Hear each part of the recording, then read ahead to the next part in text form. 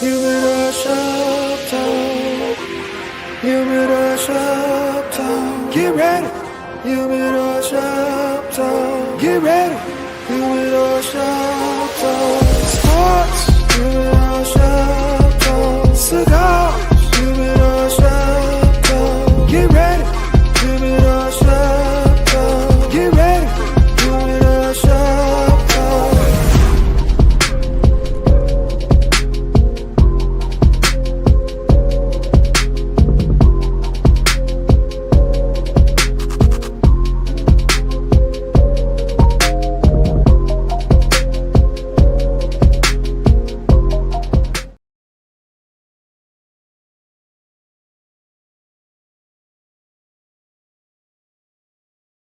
SmokeFella, we back here on this Saturday morning. We had a beautiful 53 degrees day yesterday, so I hope y'all got out there and got some of that fake sun that Chicago gives us, but it is what it is. We back with these sports, man. How we do it in the cigar shops, man. We give you straight, raw, unedited sports talk, and we throw in some jokes and some other things that's going on in the world. So it's like a full-on party every day. So I'm gonna start bringing in my panel guest today. I'm gonna bring in my man DY Nemesis. What's up with you, kid? Yo, top of the morning, everybody. Glad to see everybody back on the show, ready to get this thing started. All right. We got my man when it's 5 o'clock somewhere. I'm gonna tell him that I got some coffee in my drink today, representing him. Lucky Lefty, what's up? Nope, not today. War. H2O. So you can't be letting the fans down, man. Can't let the fans down. Well, on behalf of my liver, we apologize. But I'm drinking water today. How about that? It's like in the league, man. You can't change your jersey number, your hairstyle. You gotta keep it the same. It's called load management. Oh, you pulled a Kawhi. Yeah. I took it there. You on a Kawhi, huh? Yeah, I'm on my Kawhi today. Damn. Hey, I want to give a shout out to Flyvester Joel Embiid. He won't be here today. He got another injury, but it is what it is. But I do have Sly Simmons. I do have Harvey's finest, KDL. Trey, what's up? What is happening? What is happening? Good morning, everybody. How y'all doing? Sly not being here is equivalent to water is wet. But speaking of, that's what we're doing today. I'm on Lucky's tip. That's what we're doing. Load management, baby. Hey, load management. That's actually a good one. Hey, Coach Pop set us out during primetime game. He was tired of the schedule. He said, y'all get to sit out. Remember when he set out Tim Duncan, all his stars? No, that was him. That was him being petty, bro. On national TV. That was boycotting the schedule. That's when they was doing like three days, wasn't they? When they doing like triple? Yeah, and then that year, San Antonio had every big dog like back to back. It wasn't like a back to back. He got under 500. Man, he was hot. And he didn't even bring him to the arena. He sent him home. Oh, didn't.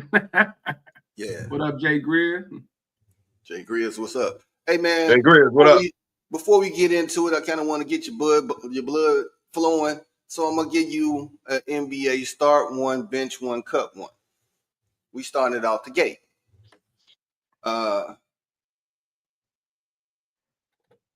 T-Mac, Tatum, and Ray Allen. Kevo, start one, bench one, cut one. Let's go. Said T-Mac, Tatum, and Ray Allen. Yep. I love Ray Allen. So I'm gonna start T-Mac. I'm gonna bench Tatum. I gotta cut Ray Allen in that list. I got to. I'm gonna wait before I say you high, but DY, That was actually shocking. I'm starting Ray Y'all Allen. know that. I'm benching T-Mac and cutting whatchamacallit. Tatum. Tatum. Okay. Lefty, let me see where your basketball head is at. I'm starting T-Mac, man. I'm got to start T-Mac. I'm a I don't want to seem era biased, you know, with Ray Allen and Jason Tatum, but I'm gonna go ahead and bench Ray and cut Jason Tatum. I don't want to seem like the old head, you know, that can't let it go. But yeah, that's it. All right. I'm going Ray Allen, Tatum, T-Mac. See you next year. Now, Taking Ray Allen over T-Mac. Ray Allen. Right. And then he told me I was ridiculous. Are you all looking at Miami, Boston Ray Allen, or do you remember the UConn, Milwaukee Bucks Ray Allen? UConn, Milwaukee Ray Allen. I'm still taking T-Mac. You got to be high, bro. Seattle Ray Allen. You got to be high. I'm still taking T-Mac. You got to be high, man. DY, jump in on this, man, because you put Ray Allen up there. Jump in on this. He's the beast, man. I mean, you got to understand who and what Ray Allen was in the league, especially at that time. You know, this cat's still in the league with Mike and all those guys, so he going up against a lot of the big dogs. Stood his own at a very young age. With one of the most prolific three-point shooters in NBA history. You know what I'm saying? Bunch of records. He in the top 5 in. So, you know, T-Mac had a few years where he was at the top of his game. You know, those scoring championships. But he never led his team to nothing. You know what I'm saying? Even some of the better teams that he had, he just never transcended like Ray Allen did, in my opinion. I mean, when Ray was the top dog, he didn't take his teams nowhere. Exactly. That's not true. That is true. What did he do? What did Ray Allen do outside of Boston? Where did Ray take Milwaukee and Seattle when he was the head dog there? They was going to the playoffs every year. And then Orlando T-Mac ain't made the playoffs. and then yeah, he made the playoffs every other year. T-Mac, bro, you wouldn't even after Shaq and after Penny, you wouldn't even cared about Orlando if it weren't for T-Mac. T-Mac should have stayed linked with Vince Carter, and they would have been a 1-2 punch that's out of this world. But he wanted his own. I disagree with that. He had to leave. Yeah, it was Vince's show.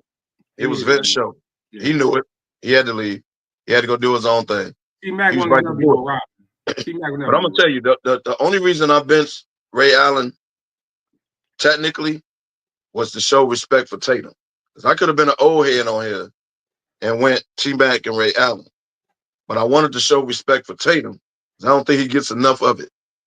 Well, so that's why I benched Ray Allen. In my mind, let me ask you this question, because this has been something that me, Pat, and Drew been talking about for a couple of weeks. Why isn't Tatum don't get the respect as one of the top players in the league? He got a chip. He only 26. He a 6-time NBA All-Star, 3-time NBA First Team. He only in his 7th season, bro, and he got all of this. And he averages in 26, 8, and 5. Why is he never mentioned in the top? And that's for y'all. I can tell you my opinion. Skill wise, he definitely should be up there.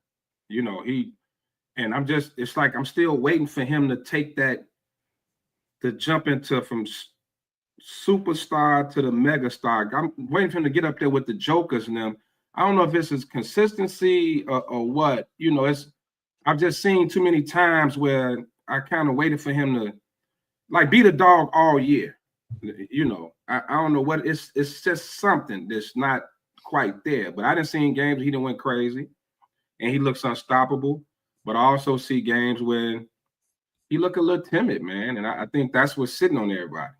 You know what I mean? It's something, it's some reason he's never in MVP vote and he's never. And then they give him and Jaylen Brown that little 1-2 punch. I don't know. It's just something missing with Tatum. It's just something not quite there that puts him up there with the Lukas and the Jokers and the Giannis's, you know, as the new young guns. I dare y'all I dare y'all to compare resumes. Compare Tatum's, since he's been in the league. Compare Tatum's resume up against Giannis and Joker's. See what you come out with. The only thing Joker got is more MVPs. That's it. They all got one chip. But how many times Tatum been to the finals? How many times Joker? How many times Giannis? How many Eastern Conference Finals Tatum been to? How many Eastern Conference Finals Giannis been to? How many Western Conference Finals Joker been to? But Kev, once again, we mixing individual awards with team awards. Boston had the better teams. Like okay. we always throw that in there, and that's the issue. We always throw that in. We talking individually. MVP okay, well, let's do the okay. Funny you said that. Yeah. Let's do the individual resumes on all three people. See what you come up with. I'm pretty sure it's close. I'm pretty sure it's the only thing he ain't got is an MVP on that resume. It's the only thing he ain't got. He ain't got an MVP vote. How about that? No, he was voting. He was up there one year. Oh, he got a vote or two? He was the MVP, and then Joker won it. If y'all remember, he was up there, and then Joker ended up winning it. But was he a serious threat for MVP that year? He was top 3. Probably wasn't a serious threat though. If it's the year if you say Joker damn near ran away with it. Like he was they had an article, no, not an article. They had a topic on First Take this week that the only reason Stephen A said the only reason Jason Tatum's name ain't mentioned like that because he's boring.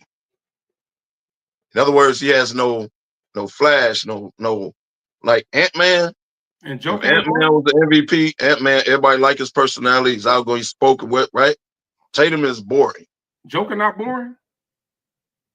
Yeah, but Joker got multiple MVPs, so it's a different conversation.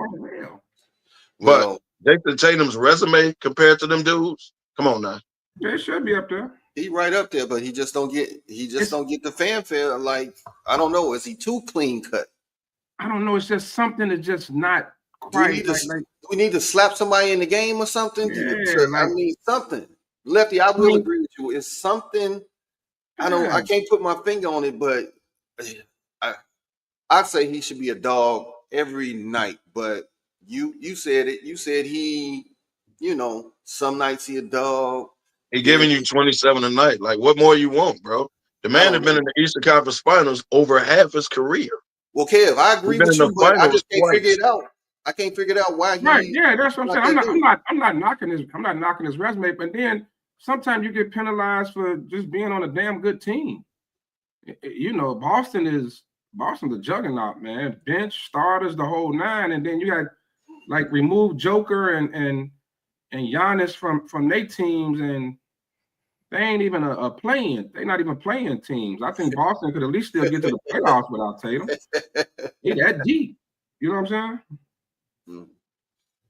Well, that was just something that I wanted to mention that we kind of talked about, me, Pat, and Drew one night. But DY, you wanted to talk about the Luka returns to Dallas. So the floor is yours, kid. Yeah, I mean, jumping into the NBA, obviously the big story, especially this week, has been Luka, joining the Lakers. They lead them to 8-2 record since the trade. A couple things here. Number one, he's starting to get a little bit more comfortable with the team. He's done a few post-game interviews, where he mentioned the transition for him is still tough. He's taking it game by game. But obviously, he kind of leaning into the role. And if you watch the last couple games, the last couple of nights, you can kind of see him and LeBron really gelling out there on the court. I think the biggest factor, though, has been the Lakers' defense. Since the end of January, Lakers been number one in defense in the NBA. So whatever J.J. Redick has done, whether it's with rotations or matchups, has definitely, I think, been the catalyst for the Lakers and they resurgence. They moving up. They are half a game out from the number 3 spot in the West. So KDL, resident Mr. Laker, what you got from 2? about a game and a half out of 2 spot. They right Yeah, there. they actually can, if they keep winning, they can jump to 2. Yeah. So what do you think has led to this jump? Well, people don't remember this, but the Lakers was winning before Luka got there. Right. The Lakers was on a winning streak before Luka. They just haven't stopped since Luka. People don't realize that. They were winning before Luka got there. AD got hurt. Well, AD got hurt, but the Lakers were still winning games. And then they added Luka. The train didn't stop. So now it's an adjustment period. You know, get used to playing with Luka. But now Luka is dominating the ball.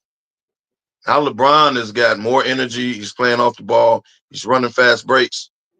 He has more energy. He's playing spurts of defense. Like he don't do that because he paces himself. But now he can play spurts of defense. Austin Reeves fits in with anybody, who's the unsung hero, by the way. Everybody else know their role. The Finney Smiths, the Connects, everybody come in and know their roles and what to do. I don't like Gabe Vincent, but with this lineup, he don't mess it up. Like they could literally put him in the game. He can play stretches of defense. He's straight. So everything is clicking. Mess it up. Don't mess it up. Everything is clicking. I don't like him. Hell, they could cut him. I wouldn't miss him. But all I'm saying is everybody gels and everybody knows they roll, and they just on a roll, bro. They trying to fit Luka in, and they telling Luka, no, you're Luka. Do you, bro? We'll play off you. And that's an adjustment for him to have his idol, right? Tell him, no, dog, it's your show. I'm gonna play off you. And that's a responsibility. He like, okay, they got to be confidence-wise. To me, he look like he lost a little weight. That's just me. But if you everything is clicking. when you running up and down the court, that's the best workout. No, he don't really run. And he don't really run. He trots. On offense, he does. Defense, he does. I don't know. You know what? I've watched damn near every game Luka play where it's actually televised, and the ones I can catch on, you know, Fire Stick and all that. But I think it really come down to, and not because I'm a homer, but LeBron sets the tone, man. When LeBron playing D the way he playing, you know, like everybody, it feeds off. They all follow LeBron. Even you got Luka playing D. Now maybe some of that. He's trying. Well, I mean, but most of you know how that is. 70% of defense is effort, right? It's just effort, trying, moving your feet, you know, getting your hands in passing lanes. It's just hustling. It's playing hard. So it's not Boy, I was defensive stopper. You know better. You know better. All people know better. But no, but seriously, and watching how LeBron has, you know, like how he's attacking, how he's, you know, he's active, he's really, and it seems like everybody else is feeding off that. The ironic thing is they got almost better after AD got hurt and then traded. And some of it could have been mindset too, like, hey, I got AD back there. I don't have to guard perimeter as hard because if you get past me, I got big man back there. Now you kind of don't have that mindset. AD been one of the best defensive bigs in the league. Just call it what it is. For them to get better defensively without him says a lot. But listen to what you say. The Vanderbilts, the Finney Smiths, the Guilt, they picking up now perimeter wise. Right. I don't know what's going on with Lynn and why he's not playing. I don't get it. Jackson Hayes is not defensive. Now you can throw alley-oops to him, but he ain't at the rim blocking those shots. They're D'ing up on the perimeter. That's what I'm saying. Exactly. That's what I mean. So maybe the mindset is because we don't have that dude back there. Now we guarding a little, you know, we playing a little tighter. But even Redick, let's give Redick credit, man. Everybody clown that pickup. JJ Redick is a hell of a coach. Including the guy in the red shirt down there. Everybody did. You know, everybody got to eat some crow on that. Everybody got to eat a little crow. But I've watched him. I watched how the scheme they put together to defend Joker. The scheme they put together to defend Anthony Edwards, like how the different zones, the different looks they giving them. Let's give coaching some credit on that, man. JJ Redick not getting enough credit for what's going on. Two things, Lefty. When it comes to Redick is a hellified coach because the same schemes that they ran to try to stop him, in his heydays, you know, like in Duke and all of that stuff, that's all he doing is using that same scheme play on various players to shut them down. Well, the man got He 3 got, head coaches he on the got, bench, by the way. but and right, Oh, man. he got a staff of basketball minds. But I do Right. want to say this to you Laker fans. Thank you. You know why? Wow. From 12 to 7, Negro Dominance. You did say that. You did say that. Yeah, but in the end, y'all ain't gonna do shit. Hey, So hey, Kev. you can Hey, Kev. you can make it look good and come up from the grave. I mean, you know, y'all on the road. I get credit where it's due. They on the road. Jimmy fit right in. It wasn't no, and I had questions. Everybody, And I had I questions think they too. move. But Jimmy brings another like element. Like Jimmy can post up. Jimmy go to the basket. It's a different thing, and Jimmy can pass.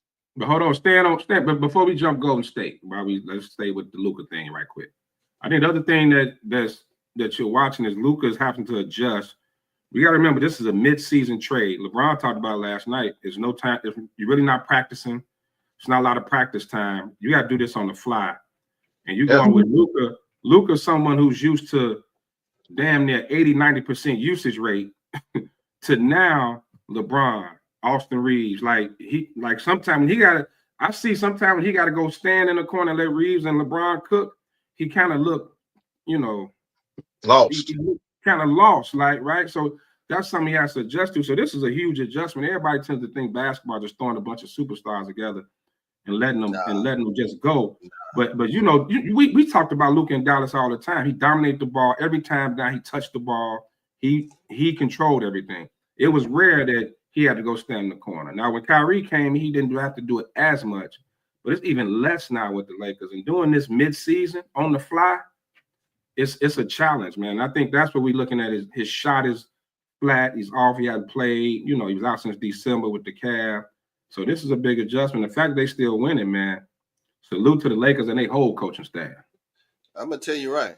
A calf injury, that's hard to come back from. It's not like overnight. Yeah, they got the top doctors and people to work out and get you right, but that calf control a lot of your movement on the floor.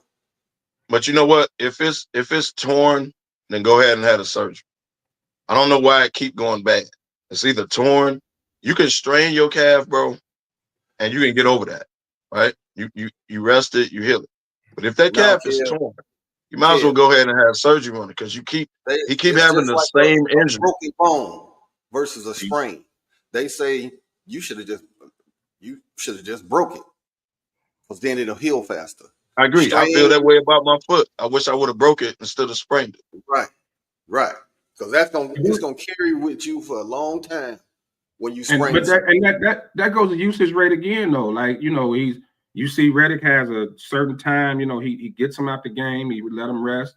He's not constantly cutting and moving on that with that calf. You know how, like you said, you can pull that anytime. One wrong, one step right, one step left, whatever. Yeah. You'll pull it again. But then not having to do as much, and he's still not out the water yet. I was actually shocked he played last night in a back-to-back. I was surprised he played last night. Well, sometimes but you got to figure he's not running the floor. Y'all got to peep this. He's not running the floor like LeBron does. LeBron leaks out, runs the floor. Luka passes the ball. Luka, he's not running. He's trotting up the floor. He's slow dribbling, right? He's not thoroughbred running like LeBron is. Luka is the farmer. He's playing it off. LeBron is the Clydesdale. Yeah, but even before the calf injury, Luka don't play fast. That's not his game. He's not. Right, that's not what he do. So he's not full running. Right. Like he's that. not a You full. know what I mean? So he can play it off and get over half court and move around. He's shooting one leg threes, step backs. Right? He's not going full throttle. You know, like a thoroughbred. One thing I think he's doing that not to get injured. I want to give Redick his flowers on his time management. Him or his assistants, whoever it is over there with time management, bro, it's impeccable. It's impeccable. And he don't wait. Lefty, you just said it. He don't waver from it. When that time, when his Apple Watch go off, Get him out. Wait, the dude under you, me and him was arguing Thursday because he like, they making a run. Why don't you throw LeBron back in the game? LeBron had played almost the whole third. He had to sit him for a minute. No, he got to be out there. Like, that was Kev. No, clock management, baby. Reddick. The reason I said that is because they were getting 2 or 3. He brought LeBron back, and LeBron was able to hit a big shot to help close that game out. But that's what good coaching do, man. He didn't panic and throw LeBron back out there like you wanted him to. The only reason I said that. Why ain't out there? The only reason I said that is because they were making a run, and you didn't have all your best players on the floor. Hey, You had Gabe Vincent out there. We got Kevin, A.K. Thibodeau over here. I'm just saying, bro. They was making a run. Run the 40-year-old in the ground. You had don't run him. No, don't run him in the ground. But at that time, you needed them on the floor. You had people that was getting killed on defense, aka Gabe Vincent. Like people was getting. So I'm like, put your best team on the floor, bro. They're coming back. Yeah, and Luka couldn't stop it. It was 8-9 minutes left in the game, Kev. David's your Kobe LeBron Bryant. had played almost the whole third. You couldn't expect him to not sit at all. For he sat him like he did and brought him back at that 5-minute mark. Well, he sat. They pay you the big bucks for a reason, bro. You sat. You got a little water, a little Gatorade. Chad's back in the game. They're making a run, and the team you have out there can't stop them. That's what I was saying. But you also notice what we haven't seen in a long time. LeBron respects Reddick. It's the respect that he don't override him. Yeah, no, I agree with that. Because we've seen in his career, LeBron to check himself back in the game. Yeah, you know what I'm saying. Reddick, you don't see him dominating the huddle. He let Reddick do his thing. He did that with Darvin Ham. Yeah, he was like he just got up and went in the game. Yeah, he showed Darvin no respect. Once LeBron's the type, once he see you don't know what you're doing, he's not gonna respect you. We all work for a manager or something that we know didn't know what the hell they was talking about or what they were doing. LeBron is once he see you don't know what you're talking about and you don't know what you're doing. AD, none of them respected Darvin Ham. They said he didn't. His rotations were horrible. So he like Joe or the SmokeFellas? Wow. The man ain't on here yet, man. Hey, man. You know it was over once AD went to the press box and called him out, and clearly he was talking about the coach. Mm-hmm. Over it. And sometimes with coaching, man, they don't, like you say, he got some former head coaches on the bench. A lot of these head coaches be so stubborn, they won't listen to their assistants. Reddick probably is listening to those assistants. You know I'm sure. They said Ham definitely didn't listen to his assistants. Ham was kind of his way, y'all work for me, just my way. It looks like the way that coaching staff is clicking in LA right now, they got a pretty good, chemistry going. Well, this ain't all JJ. Trust. Right. It's not. But when you are a new coach, you try to come in with old school coach ways that you were coached at, and that's not always gonna work. A la Griffin in Milwaukee. I don't know what was up with that because they had a winning record at the time. So I don't know what was the hell is Adrian Griffin? Don't give that caveat though, man. Don't give that caveat if they ain't all JJ. Because if JJ was fucking up, everybody's gonna yell at JJ. They're not gonna say, well, JJ and his coaching assistants are fucking up. They're gonna say it's JJ messing up. So if you're gonna do it that way, he give it to him because he's smart enough to realize he ain't the smartest coach on that team. Exactly. That's how you know you are the smartest person. You're like, I ain't the smartest person. Let me get people who've done it before to help me. So he gonna get the blame or the credit either way. Phil Jackson text winners. Tex didn't get a lot of credit. Tex didn't get the headlines, but everybody knew who was the backbone of that coaching staff. That was Tex. Dude, and JJ, I like his old. I mean, he was very old school in my thing. His thought process. Challenging the players. I just like his old style, old school way, mixing with these 3 former head coaches who've had that experience. So now he can he uses his way, blended with their input. Mm-hmm. Man, it's a great mix so far. Great mix. What if that dude goes on and wins a chip? Man. And list the head championship coach. Hey, Sean. Hopefully we get Gonna that be here in crazy. Chicago and Mr. Ben Johnson. Hopefully Mr. Ben Johnson has the same mindset. Hey, do the same thing. We'll get. I'm sure you'll get to that. But hey, you hired Dennis Allen, that dude, and he ain't going nowhere, bro. Hey, Sean, did you read Gandy's post? Yep. Yeah, just like LeBron. Jump in. It's okay. I'm out. Man. Hey, all right. But I'm not gonna let y'all just skim past my Negro Diamonds. I'm not gonna let y'all do that. I need y'all to give me my flowers because I broke it down last week. I broke it down last week. They said it wasn't possible. I said it was possible. I said it definitely was possible. And they making a run right now. But Jimmy always played nice early on. When he first get to a team, it looked good. Always happen over time. It always start off good. Let's see over time. And you know what? My Negro Dominance wasn't really for Jimmy. It was for the teams that's ahead of Golden State. They all got some troubles going on right now. They all that's what the premise was. They all had some troubles. And guess what? The Lakers played each one of those teams, beat them. So thank you. Thank you, Kevo. And it's because right now, it ain't like right now you got a representative Jimmy. Diva Jimmy ain't there yet. Diva Jimmy ain't went to Oakland yet, but he coming. Well, Jimmy he got paid. He got with paid. The asymmetric haircut. That Jimmy coming. Oh, Jimmy with the perm. Jimmy with the perm coming. I get credit where it's due. He's balling. He's balling. He seems to fit right in. Everybody love him. Draymond all on him. You know, I get it. I get it. He gets the ball out of Steph's hands sometimes. Steph got a little more energy. So it's working. It's working. Well, they might have went on ahead and put the gloves out for Jimmy and Draymond. We just don't know about it yet. Well, wait, no, we gonna know about it if it happens. But they winning now, so everything peaches and cream. So they good now. It's still early. But at some point. But you notice everywhere Jimmy has gone, it's kind of been the same way. When Minnesota, Philly, when he gets there, starting off is great. It's Jimmy fitting in, he getting along, everybody getting along. Over time, perm Jimmy started coming out. You know what I'm saying? It's something different. So let's see how that works in Golden State. That's gonna be when they lose 2-3 in a row. Yeah, let's see that Jimmy. The perm Jimmy is Jimmy the Mac Butler.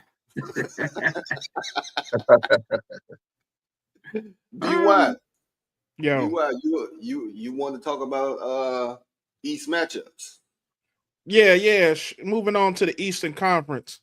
A lot going on. We saw a big, huge matchup yesterday, 1 versus 2 in the East. Cleveland came into the game with an 8-game win streak. And Boston, unfortunately, have a worse record at home than they do on the road.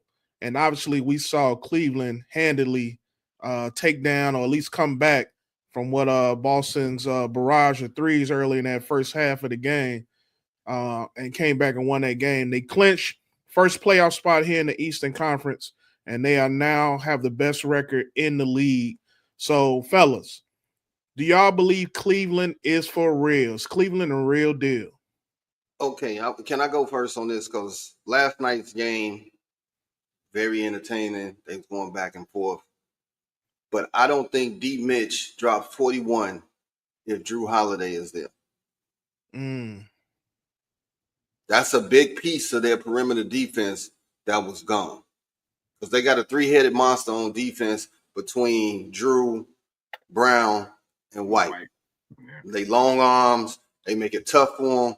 So, but Cleveland, hey, you show up on the court, we're going to give it to you. They got that mindset. And they was missing Porzingis too. He's almost the new Embiid as well, but that's neither here nor there. Oh, but his whole career he been that. So they was missing him too.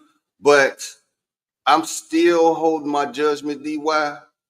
I don't know if I got to see Cleveland make it to the Eastern Conference final before I can say that they have arrived and gonna stay a legitimate threat. Cleveland has been good the last couple of years. The only thing that stopped Cleveland has been injuries. They're staying healthy this year. They're making a run. It's true. Do I think they can beat Boston in a 7-game series? No. Do I think it's gonna go 6 or 7? Yes, I do. Cleveland, and they picked up Hunter just for Tatum and Brown. Y'all know why that move was made. They got rid of LeVert. Hunter can guard either Tatum or Brown, right? You try to neutralize one of them. Then Mobley got to get loose. Garland got to get loose. Obviously, Donovan Mitchell. Like, they got a squad, bro.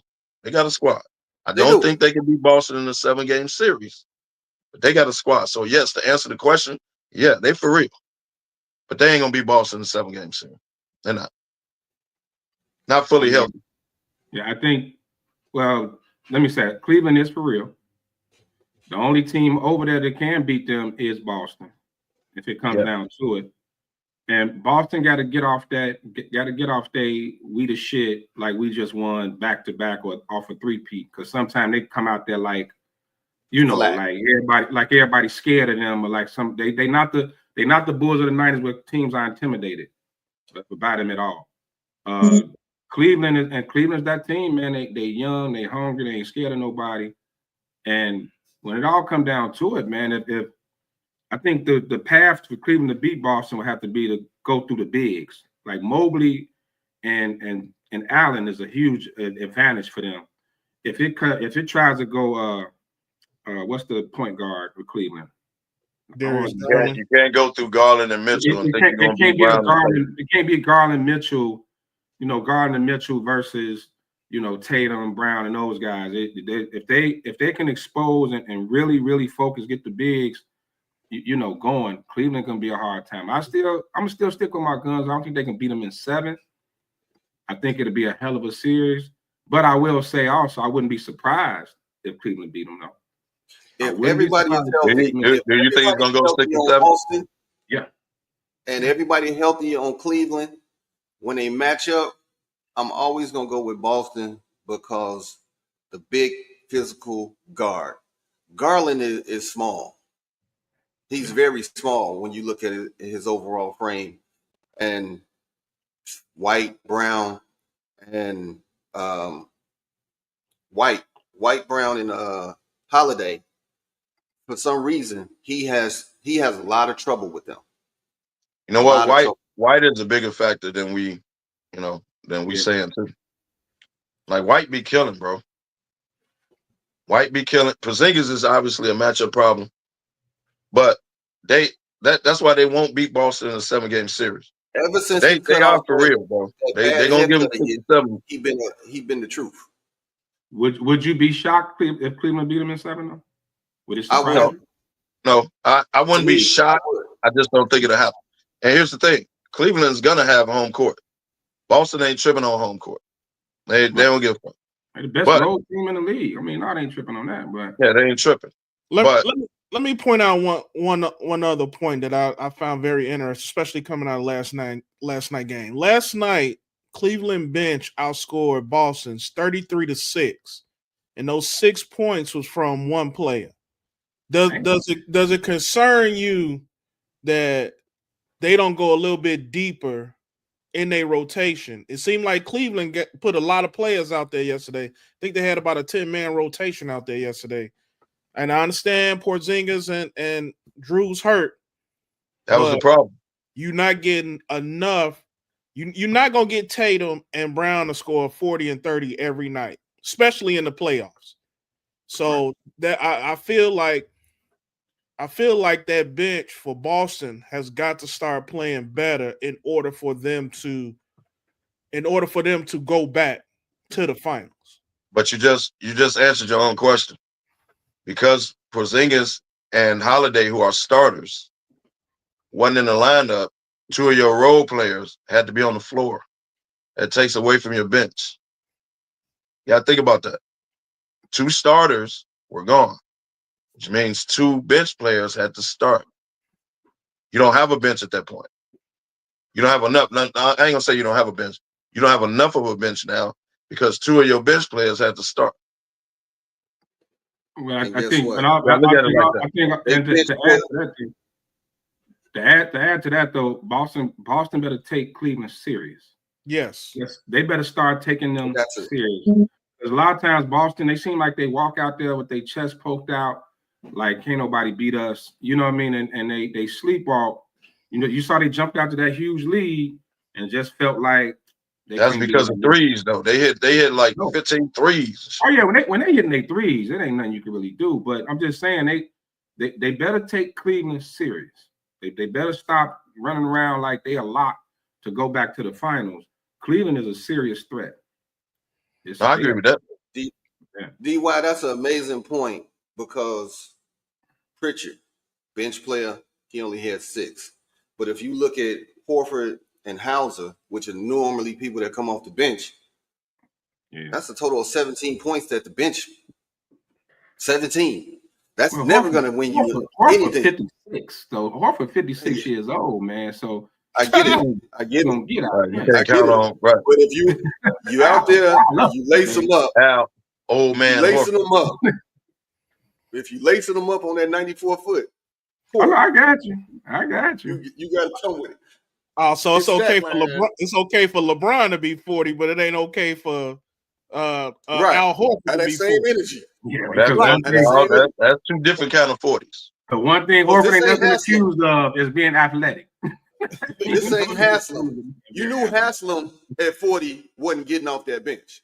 No, Horford plays.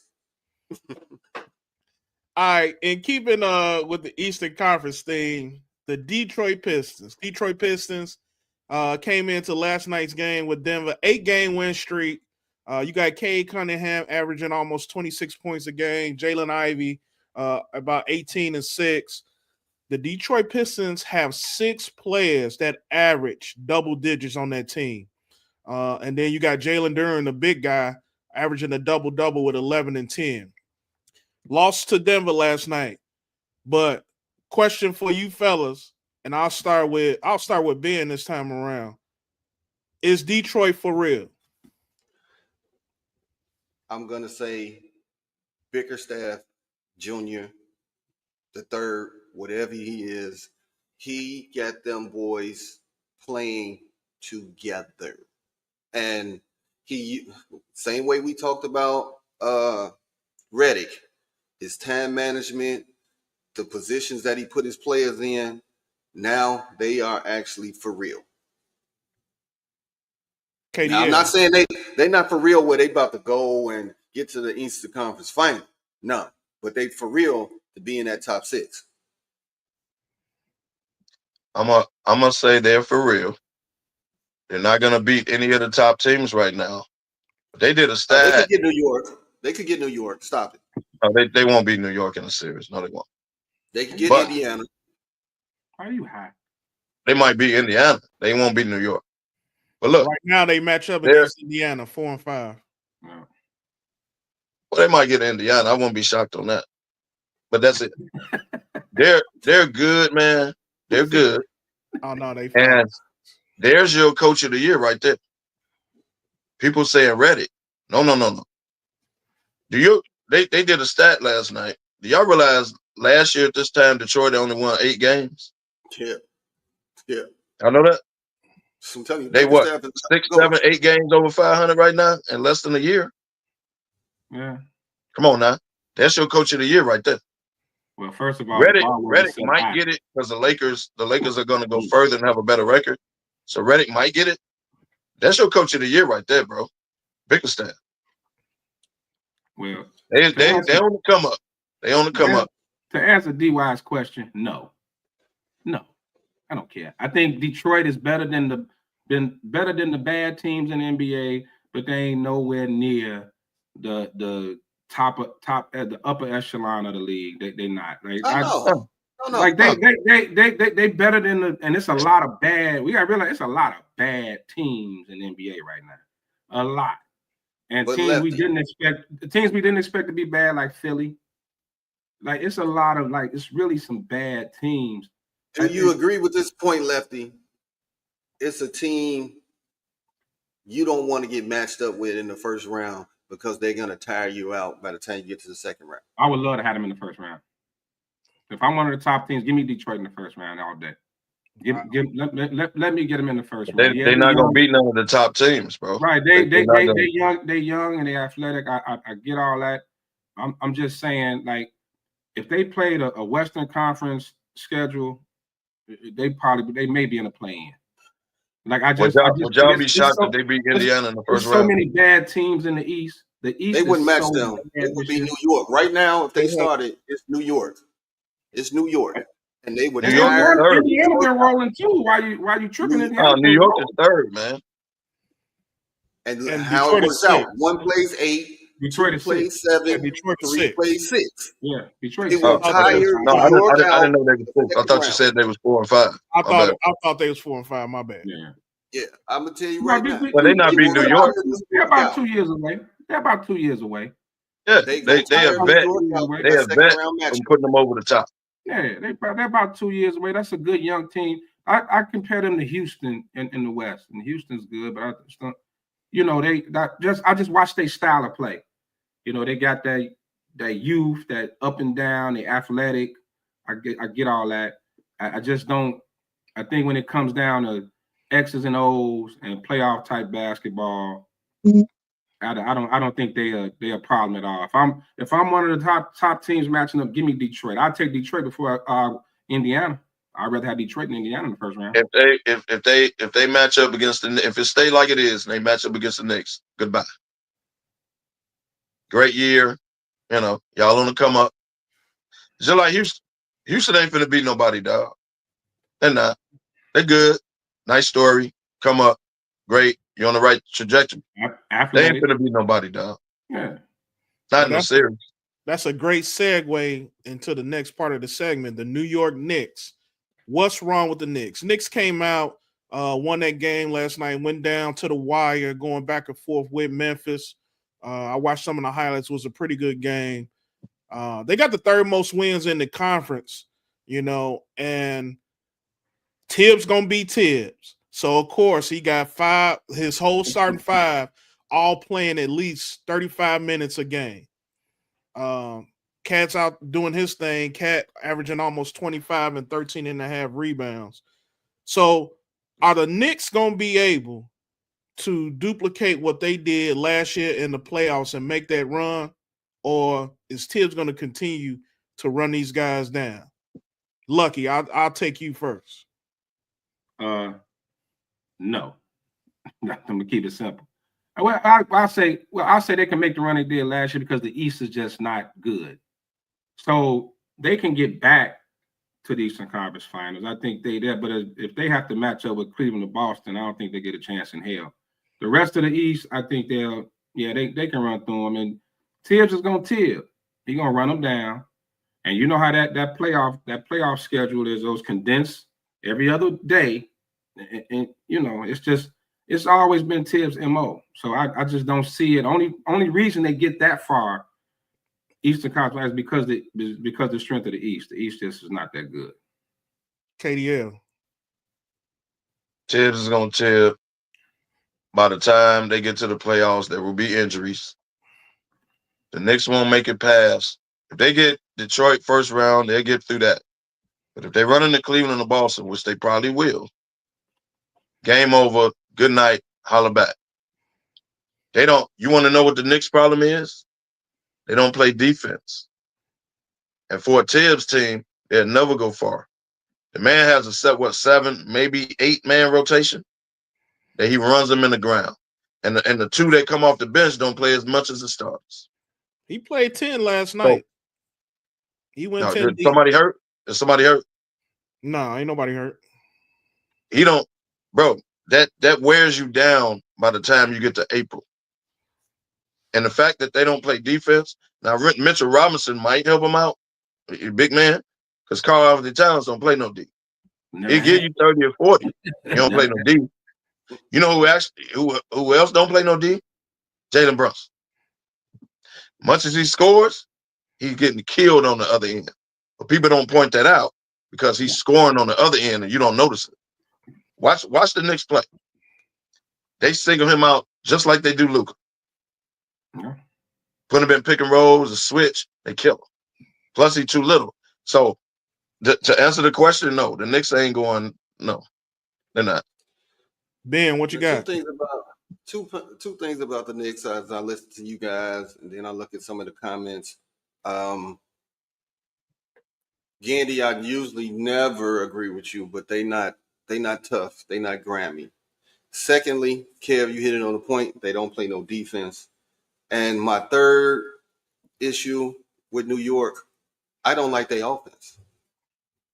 It's too much dribble, dribble, dribble, isolate. Dribble, dribble, dribble, isolate. That's all it is. Either Cat is isolated or Brunson is isolated. There is no fluent movement throughout. You like my coach speak? Lefty, I know you like it. But yeah, I heard you read a book. Yeah. He went and watched Hoosiers DY. Now he think he NBA. Got his Gene Hackman on. Gene Hackman, man. Shout out to Gene Hackman. Yeah, man. But they have no. If you watch their offense will get stagnated, and that's when they'll get up, and the team is always going to come back because their offense is so remedial and basic. So I don't think they will do any better than.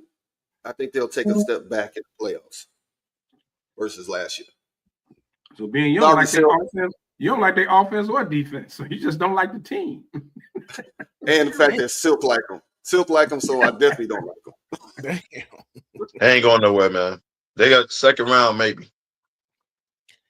All right, finishing up in the East. Speaking of going nowhere fast, I want you to pick one team out of this bunch to make it out of the play-in.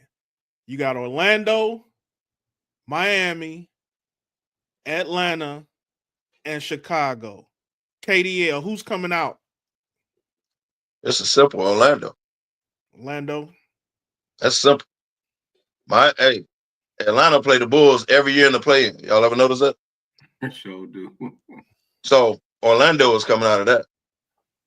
Bye-bye, Miami. Ben, who you got? You know, I'm going to go with Atlanta, and the only reason is because I don't know what gear or button they switch on Ice Tray, but when it comes to that play-in, he just going to a whole nother level, bro, and he can change the game. And then I think it'll be Atlanta, but I do care if I was having two picks, Orlando would be the next one. Luck. My mind says Atlanta, basically like being said because of Trey. Like out of that group, Trey is probably the best player in that, and out of those teams in that group. But my fan duel says Orlando though. My fan duel says Orlando.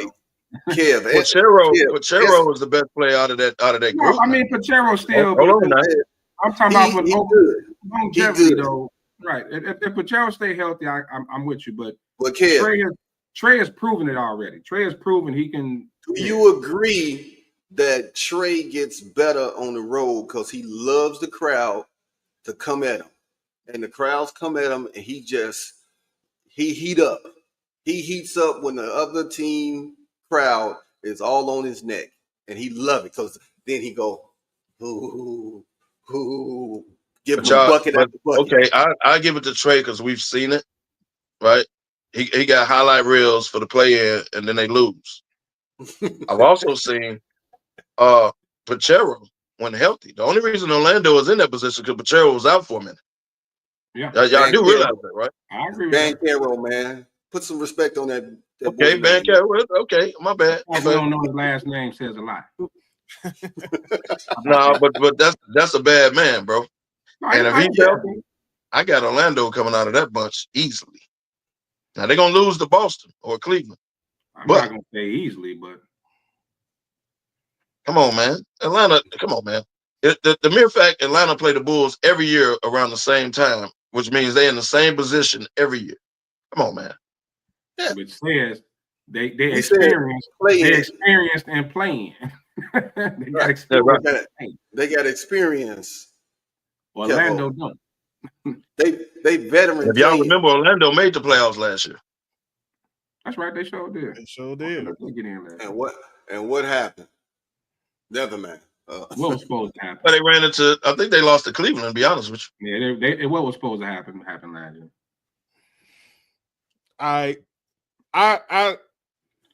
Miami's leading the pack right now. Orlando's definitely good. Atlanta is hit and miss. I'm going to take my Chicago Bulls right now. Ooh. Chicago is coming out of the play-in to make the playoffs. This team, for whatever reason in the world, somehow are playing their butts off. Billy Donovan got this team pumping on all cylinders. Obviously, they not going to do anything in the playoffs, but Josh Giddey, look at Josh Giddey last 4 games. Yeah. The man went from 19. But Sean, can we drug test DY after the show? He talking like he high as Snoop. What? Hey, I said the same thing, DY. I'm right with you, man. I said Giddey flirts with a triple-double every night nowadays. Every night he flirts with a triple-double. I didn't like him at all, but here's the one thing you got to remember. The kid's only 22. He ain't even in his prime yet. I didn't like the trade. I didn't like him. I used to call him Sunshine because of his long ass hair. I didn't like that dude. He flops. He complains about every time he doesn't get a call, and then all of a sudden he just started. He grew on me like a fungus, man. I started seeing 10 and 12. Okay, you saw the change once. Are you talking about the dude that had the young girl and they just let it go? Yeah. Come on, man. No, I'm just hey, man. He was exonerated, man. Oh, okay. That's a culture thing. That's a culture thing. Look, okay. Everybody just let it go. Don't put the Karl Malone on him. Mark what I said. Next week, the Bulls face playoff teams and playoff teams in the East. Mark what I said. The Bulls nice. So DY, this your Negro Dominance moment right here. This your Negro Dominance moment. This is night. Look, they're gonna win 2 out of those 4 games next week against Eastern Conference playoff teams as they get ready to make a run into the playoffs. They're gonna come. They gonna win. Cleveland involved. Cleveland. They got Cleveland, Indiana, Orlando, Miami. At Indiana tomorrow, home against Cleveland Tuesday, at Orlando on Thursday, and at Miami on Saturday. Well, one thing you could say, man, and Billy Donovan, they showed even when he was in OKC with those young boys, they played for him. He get those young boys to play. We've been seeing that. So actually, it's not as far fetched of a prediction as we thinking. We just thinking the Bulls supposed to be tanking. They supposed to be a horrible team. They traded away Levine, everybody, but they play hard. They play hard. Like they play for Donovan. Yeah, they play hard. They play hard for Donovan, and I agree with you. He's good with young teams, but they play hard for the man. They clearly not trying to tank. They trying to win. They play hard. And that's like my point. You used to use back in the day, Kevo. That's Say that again. They play hard like that Dax you used to use back in the day. I actually used Dax and Sporting Waves, but you wasn't know nothing about that though, because you had a mohawk. You had a mohawk before it came in style. Yeah, he had a mohawk in a minute. He did grow up with following Mr. T. Let's not get it twisted. Right. 18, baby. So Sean and KDL have made the list. Hey, I had Dax and Sporting Waves, to be honest with you. And now you bald. And all that's gone.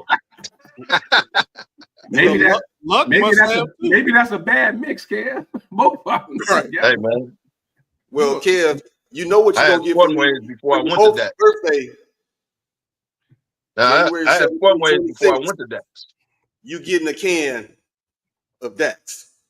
That's when we had the ball fade. Y'all remember? Y'all don't, but y'all shorties. Y'all don't know nothing about them. So Kev, in your gift bag will be Dax sporting waves, and a pair of tube socks. You going so we going back to 1985, huh? Okay. Always. And don't forget the wave cap.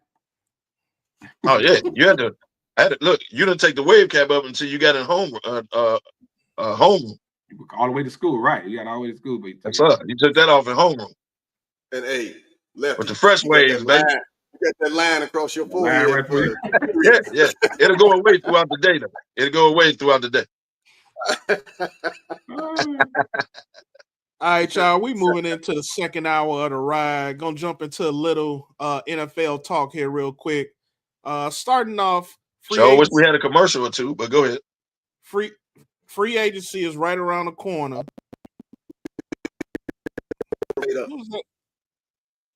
Who's that breaking up? Was that you, Ben? Having technical difficulty? Yeah, I said all the bills paid up, kid. Apparently. So going into NFL, Kansas City Chiefs put the franchise tag on Trey Smith, or at least let them know NFL free agency is right around the corner. We're about a week away. Big story coming out. Are the Chiefs making a play similar to what they did last year with Ladarius Sneed and attempting to franchise the player only to trade him for some draft capital? Luck, what you think? No.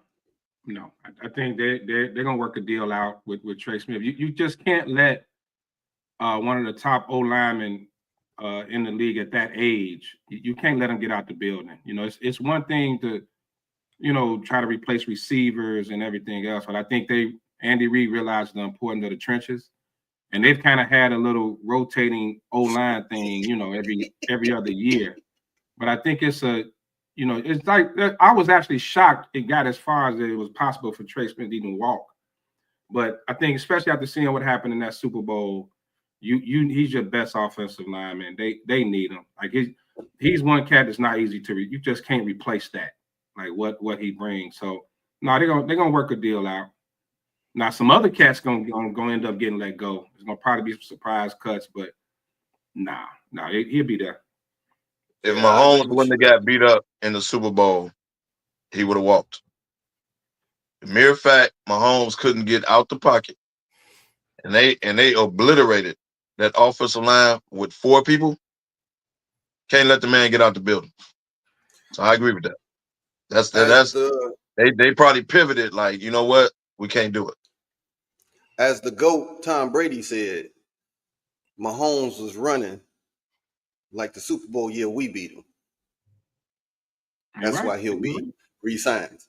Petty ass Tom Brady told you they're gonna re-sign him without telling you. So why wouldn't they just re-sign him? Well, it sound like they waited till the cap, the actual cap came out, and it was a $24 million increase. I guess it was just a waiting game to see how the money was. Now, if the cap wouldn't have jumped that high, then they probably would have let him go. They may have let him walk, because you're talking $24 million for a guard. Like, he's about to reset the guard market, and they got some other cash they need to bring back as well. So, they're gonna restructure. Mahomes will restructure again. They move some money around to free it up, but here's why. They probably tagged him because he got a number and they got a number. So we're gonna tag you so you can't go nowhere. Now let's meet in the middle. Go ahead, Sean. That's exactly it. That's KDL. That's exactly it. It's a tag. It buys time because you can negotiate while you're under the tag, or if negotiations fall through, you still got the tag. So that's the only reason they did that. And it's smart on their part. So I hope the Bears, when you get to them, I hope they have a contingency plan, have a plan B, Diddy. All right. And Sean, a plan B. Damn. But Sean, you just dropped the bar there. I didn't expect that one. But it also allows that front office to do some investigation and legwork to see, hey, who else out there if we got to replace this cat? Like you say, it bought them a lot of time to see who might get cut and all of that, and say, you know what? All right, go ahead, walk, brother. Yeah, but the problem is the only thing the only backup plan to that for KC is probably some 34-year-old. You know, Trey Smith is 26, Sean? What is he, like 25? 26 years old. The other guards out there are either coming off major injuries, Fries from Colts, and then you got James Daniels, these guys coming off injuries. And other than that, you're gonna have to sign some older vet. So yeah, I don't know. Well, I think they're gonna work it out because if they don't, he's not signing the tag. Well, Beckham from Philly too. Was that Beckham? Makai Beckham. Yeah, Makai Beckham. He's coming off injury too. Yeah, coming off injury. Yeah, so. He's like 6'9". That's insane. Caleb ain't gonna need a step ladder back there. He's huge. Yeah, he's a big boy. Right. All right, second biggest piece of news come out this week, NFL. Matt Stafford has agreed to re-sign with the Rams, and it's reported that he's signing for much less than he could have been potentially offered from either the Giants or the Raiders. So, KDL, is this a good move for Stafford to return? Of course it is. They was a play away from beating the Eagles, and they the only team in the playoffs. They gave the Eagles a run for their money. If Stafford would have completed, we watched it. They was on the verge of beating the Eagles that last drive. Yeah. So if you got a good young defense, Nakua, the tight end, the running back, you got a good mix going on. Somebody jumped in that room when they met yesterday. It was like, hey man, look, we sorry for putting you through this. We got you. They must have met in the middle because he took a pay cut last year. So they must have met in the middle, okay, I'll take that. I'm 37. Okay, cool. But you ain't going to disrespect me and underpay me. I'm going to tell you, Kev, you got to put one more layer on top of that. This was a family move. You said, how old is he now? White probably didn't want to. Yeah, I agree with that. That has something to do with it. Yeah, I agree with that. I don't want to live in Vegas. I don't want to live in New York. You ain't going to cold New York, though. Right. We going to stay right here because I agree with that. You only got a couple years left, man. You're not going to uproot us for 2 years. Yeah. And we will establish I agree with that. We left cold-ass Detroit definitely has something to do with that. Right. Cold-ass Detroit, and now we've been in the sun all these years? Oh, no. No, it ain't happening, player. I'm going to totally disagree with y'all. I think the Rams punked him. I think the Rams straight up punked him.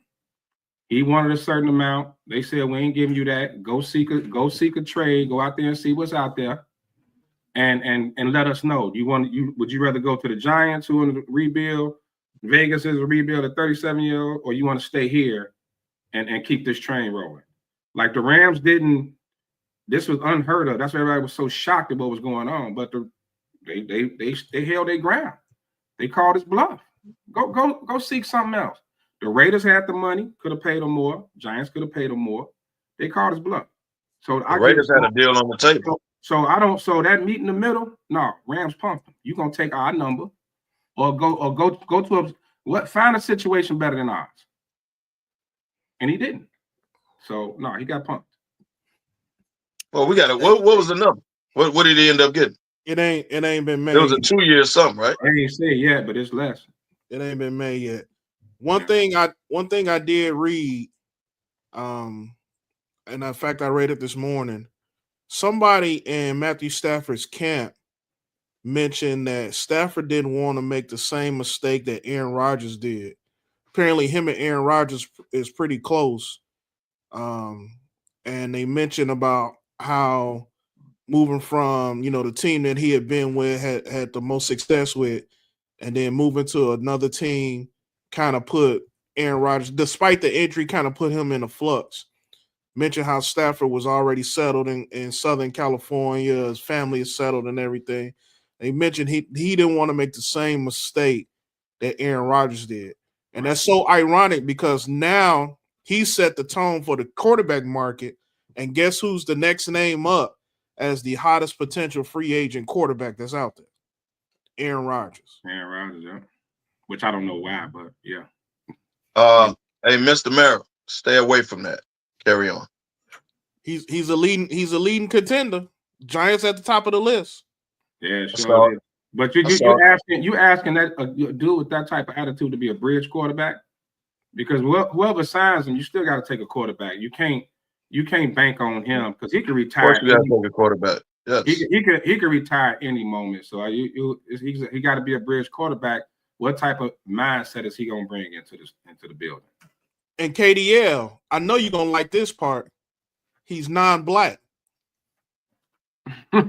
Well, Mara take him. But I've been telling y'all that for years. Y'all been looking at me like I'm crazy. Now Pete Rock backs me up, and now it makes sense to y'all. But I've been telling y'all that for years. I know my team, bro.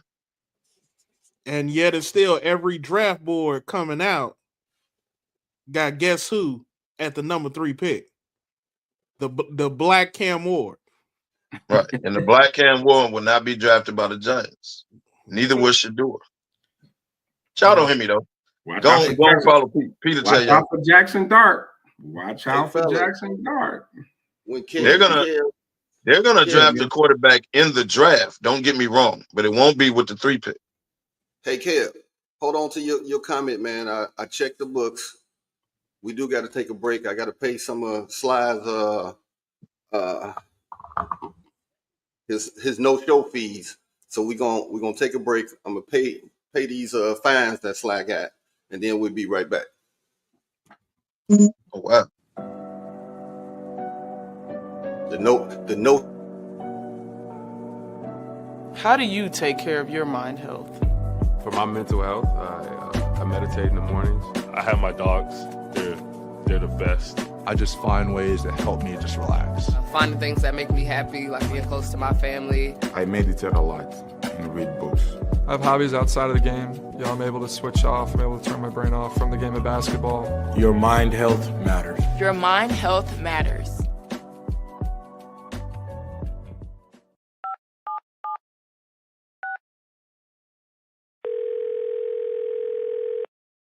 Yeah, hello. I'm really not sure if this is what you all do, but I really don't have anywhere else to turn. Hi. I don't even know why I'm calling right now. I'm sorry. My thoughts are going a mile a minute. My kids are out of state. My buddies from the Army are all gone now. I'm really alone. I left the service last year. My mom just passed away a few months ago. I miss so much time with her. I keep getting calls about the bills, and I'm trying to get a job, but I feel so stuck. Okay, ma'am. I'm glad you called. Okay, sir. Let's stay on the line and walk through some things. Thanks. Okay. Thanks a lot.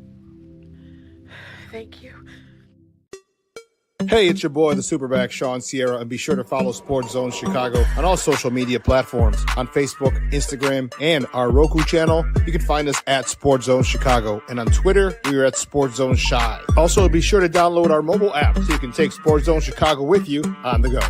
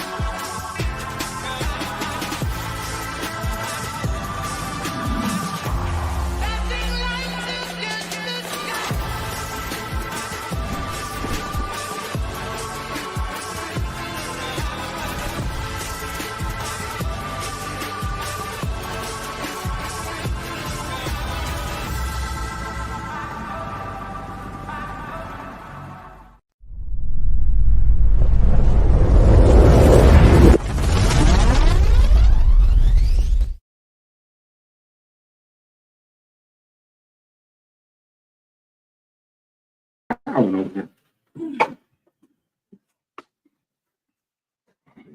don't know. We back, baby. All right. Continuing with a little bit more NFL news. News coming out of NFL Combine. In my opinion, Combine been a little quiet this year. You don't have some of the bigger names, and I think you're starting to see an emerging trend of some of the better players not participating in these Combine events. You got a lot of the big names that's going to end up waiting on their pro day, but they are at the Combine to interview with teams. So top story probably coming out of the Combine, Abdul Carter, potential number 1 draft pick to come out, may need surgery on his foot, but he's been advised not to have it.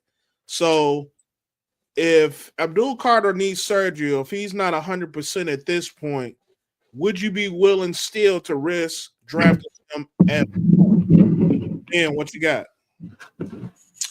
You know, this kind of takes me back to Carter from Philly, and they were like, "Oh, you don't want him on your team because he got an attitude problem. He got into trouble."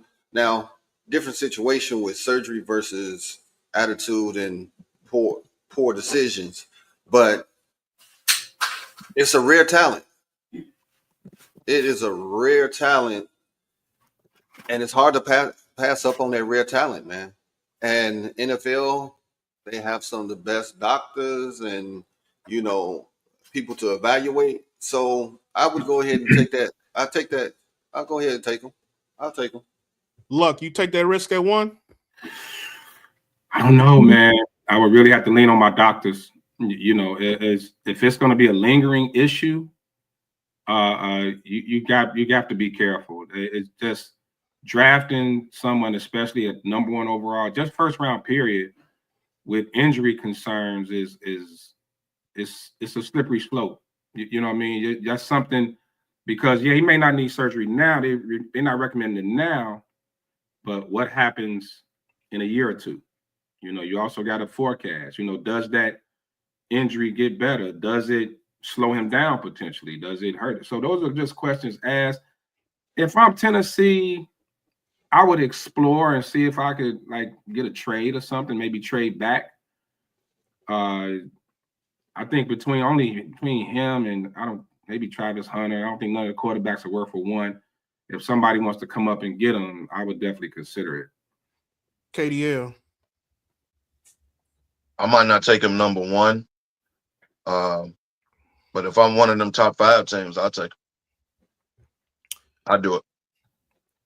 If he failed a 10 and you're the Chicago Bears GM Ryan Poles, would you take him at 10? Yeah. At 10. I'd definitely take him at 10. Yes. Because of the injury, he's gonna fall. Right? We kind of know that. He's gonna fall. But if he fell in y'all lap, you better take him. You go free agency offensive line. You got to take talent, bro. Like, okay, he got a foot injury. Okay, you know, it ain't like they talking, you know, some major knee or some back or something like that. It's a foot injury. I had a sprained foot. Foot injuries are serious, though, man. They might have screw in his foot. But he played with it at the end of last year. He played with it in the playoff and everything. And played well. So it can't be a major injury, right? He just needs to get it fixed. Well, that don't mean you don't draft him. If it requires surgery, that's anything requiring surgery is major. I mean, but that's just to get it fixed. But listen to what y'all said. If he played in that bowl game and he had the injury already and how he played, then it ain't that serious. They just want him to get it fixed so it's not lingering. Yeah, you're talking 17 games to 12 though, and like against much different competition, man. But if the doctors said that they said not to get the surgery, it ain't serious. It's not that serious. And the way he was dog walking players in college football, man. He's a dominant force. So to answer the question, you draft him. Yes. He's a rare talent. And it's hard you can't pass over rare talent, man. We did that with Carter just because of his poor decision making. And look how he was causing havoc for that Philly defense, man. Yeah, but attitude and injuries is different, bro. It's totally different, man. Like this, you're talking a rigorous NFL schedule and going up against who he has to go up against. If that foot, I mean, yeah, it could be it's a 50-50 shot. You know, what happens if that foot ends up, you know, he has to miss a number of games, or he does need surgery going to a second year, or Lefty, let me frame it up this way, Lefty. So you wouldn't draft every year. I would, because I like the NFL Combine, right up to the drafts. You get the top players. Somebody is always trying to knock them down, right. Whether it be the media, some type of whoever it is knocking down. You know, you got the top quarterbacks, and then you got this other quarterback that come out of the blue, and next thing you know, he's up there with them, and you're like, what? Where did that come from? It happens every year. So you said, I gotta trust my doctors. Yeah, that is key. You got to trust your doctors on this if you're going to go ahead and make that jump and take them at 1 through 10. Well, even if the Bears at 10, I mean, at that point, then the medical staff has the final say. Right. I got to lean on my medical staff completely. But you know, it's football, and you're in the trenches. Any lower body injuries, man, coming into it, you got to be skeptical. Anybody that's going to take them, then they didn't already did their homework before they, you know what I mean? Yeah, like they not ready. Hey, what type of foot injury he got? Like what they doing their homework now. They possibly may need a screw in there. Like you got to think right. About but look, y'all got to look at it like this. They didn't say the man definitely needed surgery. They recommended surgery. The doctors really recommended. They're trying to get the man to play through it, right, like he did in the bowl game. So if it was that serious, they'd be like, hey man, you need surgery. Like get over it. This is what we got to do. They're not doing that. You got to trust the doctors, like the doctors at seeing intramurals. They said slide knees wasn't shit. It was a no-go. What? And intramurals? If you talk, think of it like this. We all done bought cars, right? You're going to buy a car, you know, top dollar, because this is when you're paying that type of money, you're talking top dollar. And say, yeah, it's a great automobile, but you know, this is a little iffy. It's possibly this. You're gonna think about it, right? It's something that you got to take into consideration. You can't just get so caught up in the no. You just can't get caught up in the shiny new toy. If you got a bad wheel, you know, you gotta be smart. You watch your mouth. Number one, I ain't never had no problems with 30 years, baby. So all I'm gonna say, especially when it comes to the Bears, and then we'll move on, is Kevin White. Yeah. That's all I'm gonna say. Damani hit the nail on the head. Players with lower body injuries, and the Chicago Bears drafted them. So right now, let's hear from our brand new head coach Ben Johnson. He had some comments at the combine that was pretty interesting. Let's take a listen.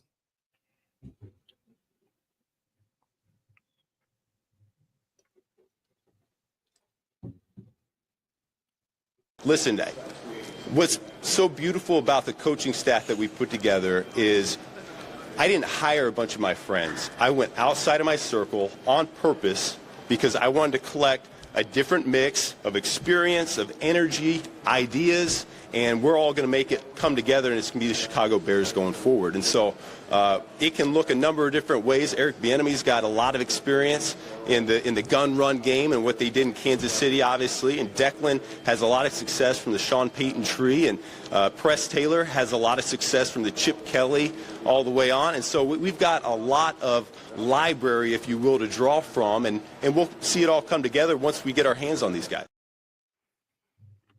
One of the most interesting points he made is that he didn't want to hire a bunch of his friends leading into this season. And similar, to the whole JJ Redick situation in LA, bringing in some experienced assistant coaches to help with this process. So KDL, although you're not a Bears fan, you are a football fan. Do you believe that this is the right approach for a team to take going into a new coaching staff? I do. First of all, I didn't know y'all had been Bieniemy. But yes, I do think it's a good approach. similar to what JJ did, like you said, with the Lakers. He got former head coaches on his staff to help him out in his first year. Ben Johnson got experience out of, he said, Kansas City system, he said another system, right? So he got a mixture of people. So, yeah, I think it's a good way to go. Can't hire all your boys, right? You need experience in this. So he's picking people that won before in their prospective teams. Makes sense to me. Yeah. Look. Yeah, as a Bears fan, you should be excited. I mean, just the fact that, just look at what we just went through with Eberflus. You know, remember his first staff, all the people he brought in, inexperienced. Luke Gessie never called plays. Alan Williams never called plays on defense.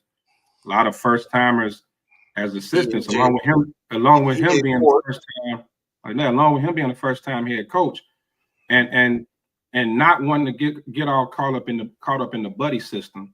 A lot of people just thought he was going to just snatch everybody from Detroit, right? He went outside, which was smart. Eric Bieniemy, a lot of people just kind of wrote him off, you know, after the KC days. But this just goes to show that this is a guy that does his homework.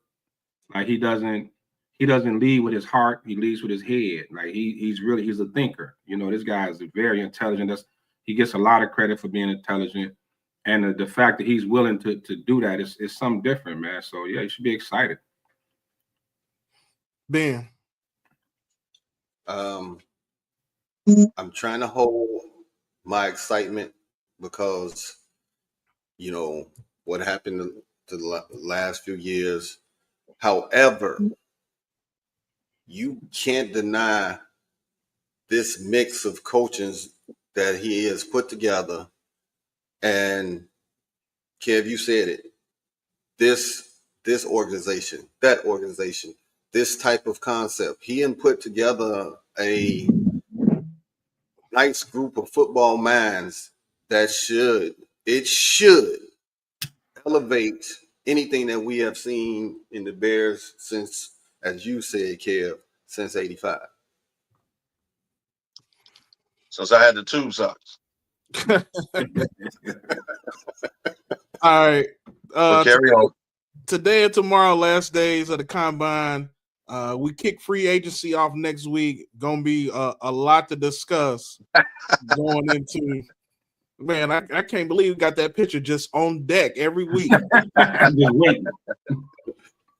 But definitely a lot to talk about. Can't wait. I'm sure it's gonna be a lot of discussion this week about potential free agents going in. Moving forward, I want to put some smoke in the air for my girl Diana Taurasi, who just retired. Probably one of the greatest, maybe the greatest to ever do it. You know, I know we give Candace a lot of props, but Diana Taurasi, I'm just gonna run down her resume real quick. WNBA MVP, 14-time All WNBA, 11-time All-Star, 3-time NCAA champion, but she went to 4 finals. 3-time WNBA champion, 2-time WNBA MVP, first overall pick, rookie of the year, 6-time gold medalist, 5-time scoring champion, and the WNBA's all-time leading scorer. Fellas, is Diana Taurasi the GOAT of of women's basketball, period? That resume say GOAT. Yeah, that say yeah. Yeah. You're not gonna, now, if you are women's basketball head, you ain't gonna put over Cheryl Miller. You're not gonna pull over you're not gonna do that. But stats say she the GOAT. In the modern era, yes, stats say that. But then you're gonna have people argue Maya Moore. You're gonna have people argue Cynthia Cooper. You're gonna have people so. There's so many women that's been great, Candace, all that. But if you look at them stats, that's GOAT stats. The resume say what it say. I would say the resume says what it says. She's in the discussion, and you can put her in the top 5 immediately to have this discussion. This will probably play out for a while.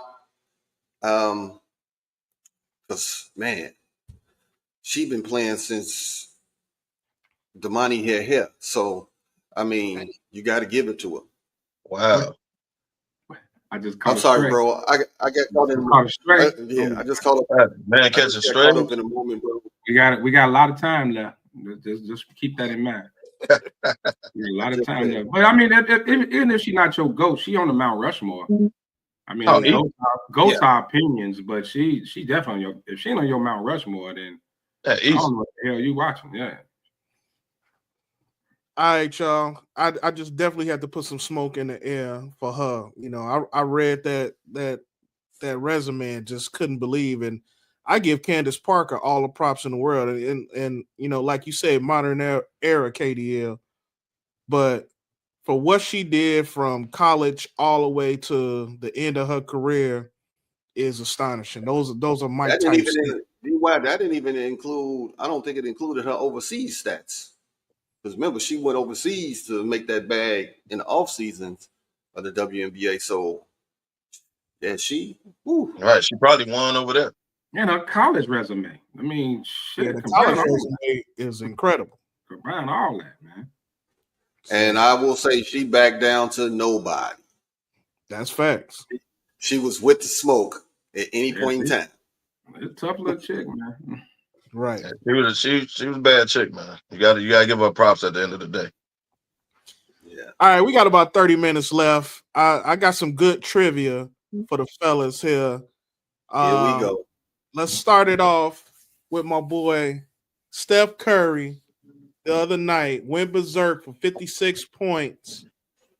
Went on a 3-point barrage and rained down fury with his 3-pointers. So out of the 20 games, there's been 11 or more 3-pointers made. Steph got 14 of them. Damn. Do you think you could name the other 6? Clay Thompson. Clay in there. Reggie. Clay did it 3 times. He had 14 and 12 twice. Yeah, we didn't see Clay go crazy in a quarter. Right. Ray Allen. I gotta think that Ray Allen and Reggie got to be in there. No Reggie, no Ray Allen. 11 or more. Ray Allen ain't in there. 11 or more. You talking about the volume of threes they shooting these days? The old heads ain't gonna get that. Like the volume of threes they shooting right now. That's correct. It's 2 old heads on this list. Everybody else is 2018 and up. Dale Curry. No, we just said ain't no. Kyle You said the 2 old heads. Is Korver on there? No old heads. Kyle Korver not considered old head though. He played. Korver, no. Well, he is kind of an old head now. A little bit. Korver's not on there, huh? So you said it's 6 more? Yep. You name one, so it's 5 more left on the list. 11 or more threes in the game. In this era. In this era. Trae Young. No Trae. Damn. 11. Durant? No Durant. Damn. Devin Booker. No Booker. Yeah, Booker not really a 3-point shooter. Is any bigs on there? One forward, the rest are shooting guards. Damn. And they shooting guards, not point guards. Damn. Maybe 1 point. Maybe 1 point guard. I can't think nobody hit 11. I can't think nobody hit 11 threes, bro. Dame is on Dame's on the list. Dame Lillard. Yep. Dame on there. One of them is a Laker. We got 4 more. It's a Laker. Kobe. Luka? No. Kobe. Kobe had 12 in 2003. Oh, damn. I didn't know that. Remember, he scored 81, 63. So well, threes, though. Some threes. But he was getting buckets. He wasn't shooting threes. We got 3 more, right? 3 more to go. There got to be some unknown, man. Some cats we ain't never. One play for Sacramento, one play for Toronto. Fox? Rick Fox? De'Aaron Fox? Oh, De'Aaron Fox? No. Malik Monk. Peja Stojakovic? I don't know. I'm just throwing names out there at this point. Malik Monk. What's the little young shooter that they had in Sacramento? He young to the game. Hubert. You getting warm, Ben? I can't remember his name. It started with an H. Huter. No. Wow, what's that young boy in Sacramento? Turkoglu? No. Hideo Turkoglu? No. Well, tell us, man. We only got 20 minutes. All right. You had Danielle Marshall for Toronto in 05. Wow. Yeah, Keegan Murray, Sacramento in 23. Murray. Dude, I swear to God, this is no bullshit. I swear to God, I started to say Keegan Murray. Because I was thinking, when I said Malik Monk, I was trying to think of these shooters. So I was about to say Keegan Murray. I'm like, nah, he ain't hit no 11 threes. Because I seen Monk go crazy one night. I swear to God, I was about to say Keegan Murray. What year was that, D-Wild? Was that his rookie year or his sophomore year? For Murray? Yeah. I think that's probably like his third year. Yeah, he's been around for a second. Bro, he was on the tip of when I said Malik Monk, I was about to say Keegan Murray. I swear to God. And then the last one, y'all should have got Zach LaVine. Hit 13 in 2019. Yeah, just got to the Bulls. 13? Yep. Wow. I don't know if y'all remember that game when he went off. So Steph got great company, man, but obviously he's the cock of the walk, even though Clay got the record. So, all right, one more trivia for you. So, Luka Doncic, he's the 5th reigning scoring champ to be traded in the middle of the season. The 5th reigning scoring champ to be traded in the middle of the season. Can you name the other 4? I know we let that cock of the walk statement slide, but we'll get back to that in the show. I ain't saying nothing either. Dominique Wilkins. Dominique Wilkins will never get traded. Yes, he did. Got traded to the Clippers. Yeah. In the middle of the season. Yeah, that's right, but he wasn't scoring champ. Not in them days. Huh? It's scoring champ to get traded in the middle of the season? Scoring champ. Dominique Wilkins was a scoring champ. Yeah, but not when he got traded. He might not be on your list. But not when he got traded. Not that year. Not that year. Oh, you're saying the same year? It's been 5? It's been 5? It's been 5. Luka was the 5th one.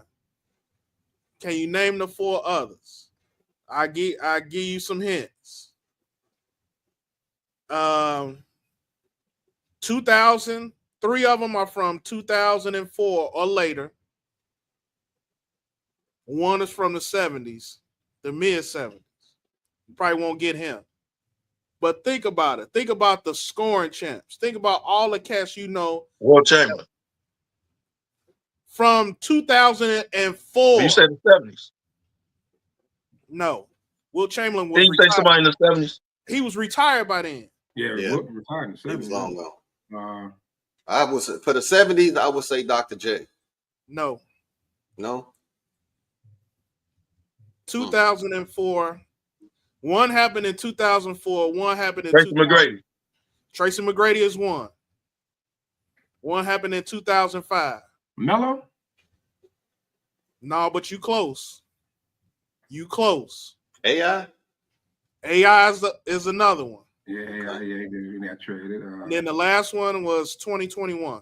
Or the next one was 2021. KD? Nope. Close. Real close. Real close. You hot. KD, for one KD. Scoring champ. James Harden. James Harden. Good work. The last dude from the 70s was Bob McAdoo. You should have said that. Old McAdoo. You forget about Bob McAdoo was that dude. Right. Bad man. McAdoo was a dog. All right, so we got about another 20 minutes, 15 minutes left. I I got a versus I put together before we close everything out.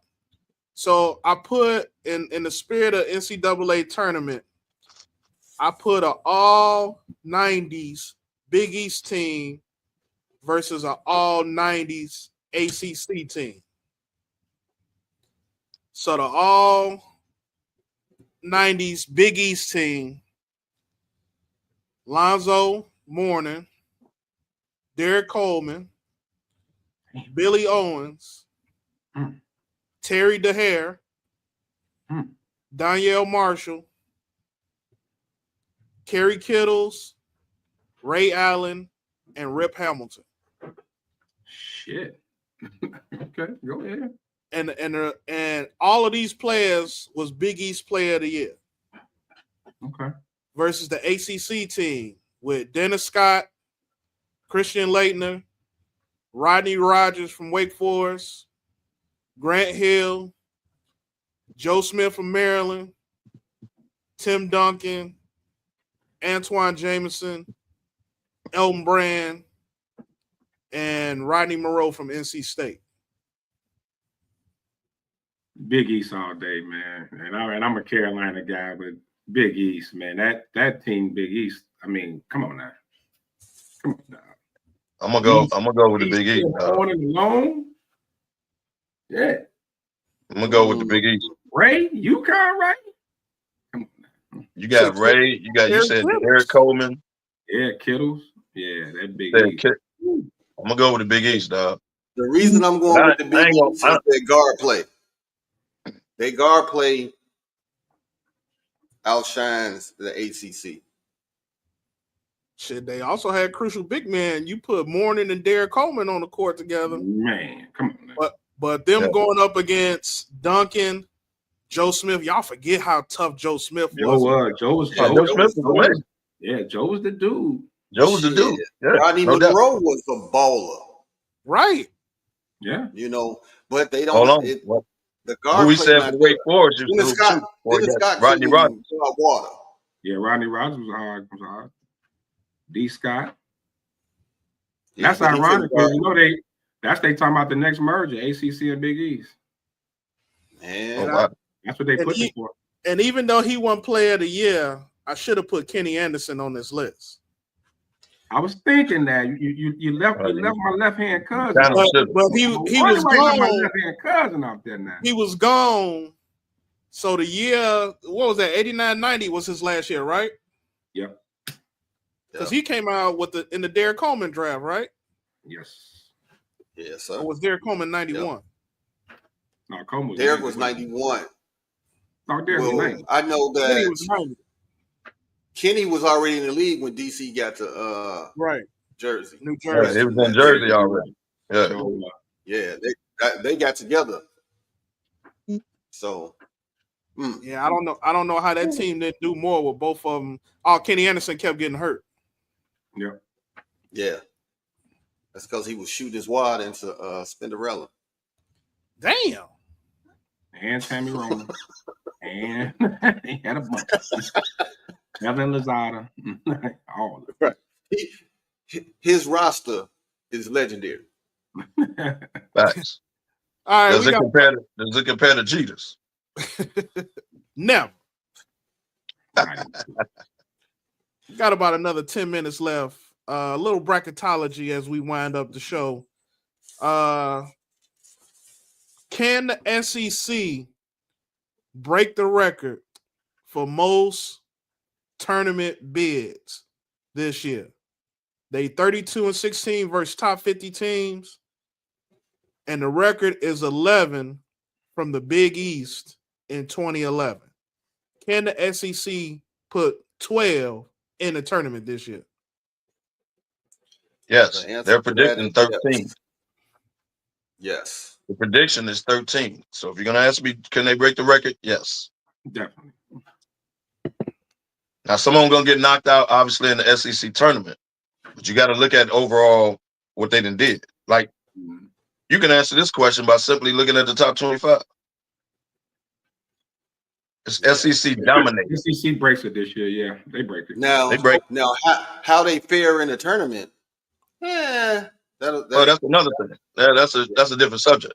Right, that's a But different if you're subject. asking, can they get in there? Yes. Yeah, they gonna get in there big The time. tournament's always about matchups.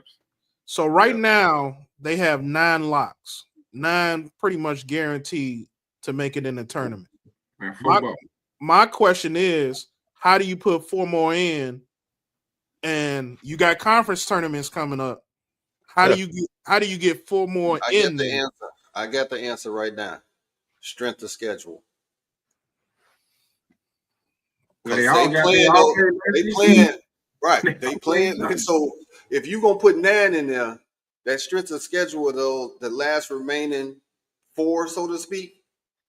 Yeah, they've been playing, and if they even beat one of them or kept it close, that gets them in. Strength of schedule. And somebody is going to win the SEC tournament. That's not. So say your Tennessee is 5, Bama, Auburn, they up there top 5, right? Somebody going to win the SEC tournament like Florida, or like you know what I mean? Like if somebody's going to win, that's going to jump them up. Other than who you think going to win. Happens every year in the conference tournament. Yeah. So let me put a scenario out for you real quick. You got North Carolina that's on the bubble, right? North Carolina got 3 critical games left, and one of them is Duke. Are they on the bubble? Yeah, they on the bubble. They go ahead. First 4 out. If they somehow miraculously beat Duke and win one of these last 2 conference games, do you still get 13 in from the SEC? So you're saying Carolina has to win not only Duke. Carolina has to at least make it to the ACC championship. Yeah, they don't have to beat Duke. They just got to keep Duke close. But the other 2 games they got to win. Yeah. But if they, like Kev said, if they make a deep run in the ACC conference chip, they get in. That's their last. They can't lose first round, bro. Yeah, that's their last bit of hope. They got to. They can't lose second round. They got to get past the second round, bro. If they don't run the table, they do. Yeah. So they got to make the semis in order to stay in. Yep. Because they'll have 20 wins, you know. Okay. When is that Duke game anyway? Anybody know? I think it's next weekend. Next weekend? Boy, next weekend. The last game, man. Next weekend gonna be heavy. March 8th. Heavy. All right. Tonight you got the rematch between USC women's and UCLA. In UCLA. Since Kev is our resident feminine commentator, who you taking in this rematch, Kevo? That didn't sound right. I don't know why I'm a feminine commentator. Because we let's just say I watched women's last week. We don't watch. No, we ain't never watched women's sports. But right. You've been watching it your whole life. I have. Tube socks and all. You put down your dress and put those tube socks on, and all of a sudden you an expert. Hey Sean, that's messed up, man. It's messed up. Just want to let you know. And secondly, I didn't know when I became a female commentator. Like I'm trying to figure that out. I'm a guy. Not female. You a man. Well, you told me I had on a dress. Harvey Curry. So look at, it's possible I do watch women's basketball. I watch it more than most. And I'm telling you, UCLA will win tonight. Oh boy. Hey Kev, say the word. UCLA will win tonight. UCLA is actually the best team in the country. I know y'all don't Juju and all that, but they're not better than UCLA. They're not. Say the word, Kev. I'm not gonna bet in my team. I ain't gonna bet on them. But I'm telling you, UCLA is the better team. You ain't gotta believe me. Just watch. USC for the W. Okay. He ain't watching no game. He going off Juju. Stop it, Kev. He must have watched one game if he know who on the team. Yeah, no, he don't. He basing that on Juju. Hey, Kev, they got more than Juju down there. Just understand that. No, I know that, but do you know that? Look, you got left. UCLA. Okay. Again, I'm gonna take say the UCLA. word, Lefty. I think Payback is a mother, so I think UCLA coming back for their heads this game. And I agree with KDL. They are a better overall team. They was number one for the longest. They're a better team than USC is to me. Yeah, okay. It ain't always about the better team that wins. Speaking of better team, got a bunch of weekend matchups. Finished the show off on a good note. All right. Number 1, Auburn versus Kentucky. That game's actually on right now. Yeah. Anybody picking an upset here? Nah. I got Auburn. I'm taking Auburn in this one. No upsets there. All right, cool. Nah. Number 10, Texas Tech at Kansas. Tech. Because Tech clearly is the cock of the walk. Never. We got any pride? The Jayhawks show up today at the crib. Allen Fieldhouse, baby. I'm going with the Jayhawks too. Y'all taking the upset? Jayhawks for the upset. They're not gonna beat them in a Big 12 tournament.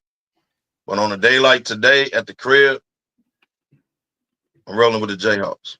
And 20 wins to get them, even though they in already. You got number 6 Bama versus number 5 Tennessee. Remember, we talked about Bama when they was playing Auburn, that high-scoring team. Yep. So, Bama, Tennessee. I'm going with Tennessee. Where's the game at? In Tennessee. I'm going Tennessee. Oh, Tennessee. I really think Bama could do it. I think they need this win. They on a little bit of a slide ever since that loss to Auburn. So I'm not saying they can't do it. I think that's going to be tough if they won. But if you don't have one pick, Bama is the emotional team. When they winning, they balling. But like you said, since that loss, the locker room been a little divided. And probably the most entertaining matchup today, number 12 Texas A&M and number 3 Florida Gators. Upset alert. Never. Ooh. Upset. I've been checking Florida out, man. I'm going Florida. Yeah, I've been checking Florida. Look good. Florida, right. Florida had a loss that they shouldn't have lost, but Florida is good, bro. Florida looks good. Upset, baby. You better watch them. They're number 1 seed. Gonna be a number 1 seed. Yep. Not after tonight. Whatever. Whatever. And then last but not least, number 22 Arizona versus number 9 Iowa State. I know who cares. Until Lefty Jr. lead that team. Caleb Love, baby. I know who Kev got. Iowa. I'm going with Arizona all day. Zona, baby. You know that. You don't even realize you got the Arizona shirt on. I do realize that. It's tournament time, baby. Until Lefty Love leave. Lefty Love. Lefty Love.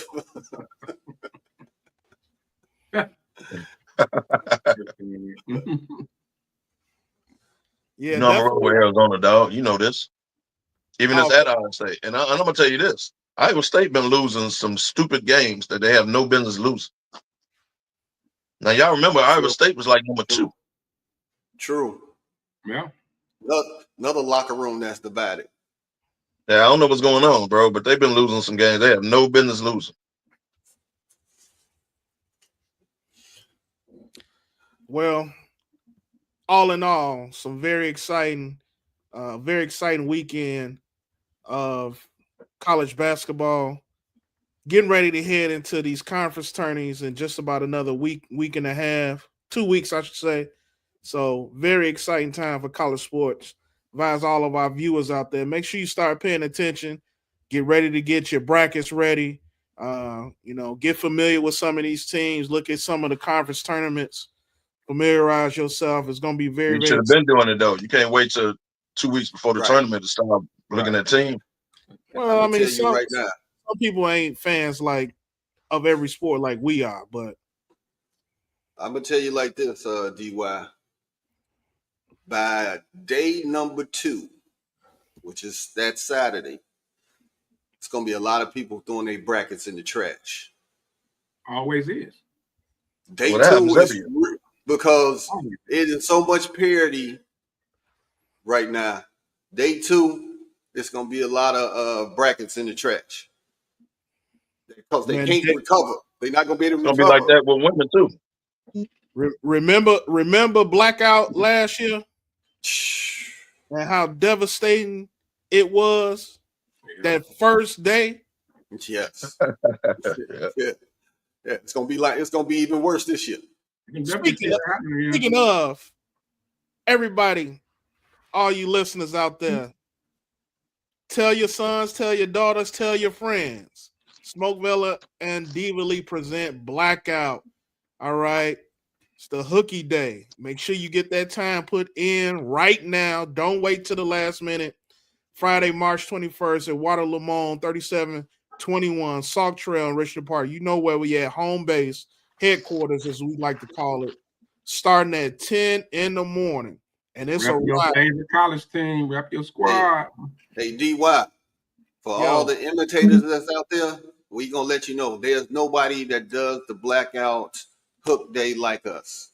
You may see some imitators out there popping up here in the bars, other spots. Damn. It ain't never gonna be like what we do. And I'm putting that, like I said, dead ass. Oh, a little bit of a jab, but okay. he hit him with that Marvin Hagler. Well, that just about wraps everything up. We'll go ahead and give our parting shots. Luck. Hey, just had to fly up there, blackout, baby. It's March Madness, always a great time. Just in sports, period, man. For you baseball fans, baseball kicking up. NBA playoff seed, man. NBA, like every game pretty much counts. And each conference, everything's jammed up. So, hey, y'all catch us in traffic, man. Y'all come hang out. Follow social media, see where we at. We pop up for a big game here and there. But blackout, if you've never been, it's something different. Get your live in order. Rep your favorite college team, man. No doubt. Thanks for tuning in again, people. KDL. I want to thank everybody for tuning in for the ride, the comments, and everything. Obviously, the blackout, March 21st. For those of you that know, you know. For those of you that don't, come on out. It's a day. It's a hooky day. First off, we don't do no social media posting or none of that. But it's a day of fun. We're gonna watch games. We're gonna have a good time. It's all good. What I want to do is give a shout out to the family of my guy, Spencer Bird. For those of you that's from Sandburg, Harvey, TTHS, we lost a good one. That was my man's, man. I want to give a shout out to the family. Prayers up. Absolutely. Ben, take us home. Hey, that Tank Davis fight is tonight. I don't know which fight is better, Tank Davis tonight or even Ian Rappaport and Jordan Schultz, the NFL reporters fighting in Lefty's white Starbucks. on white crime. They was in Lefty Starbucks, so Lefty probably got the video. We might show that next time we on. But as I always say, where there's smoke, there's the fellas.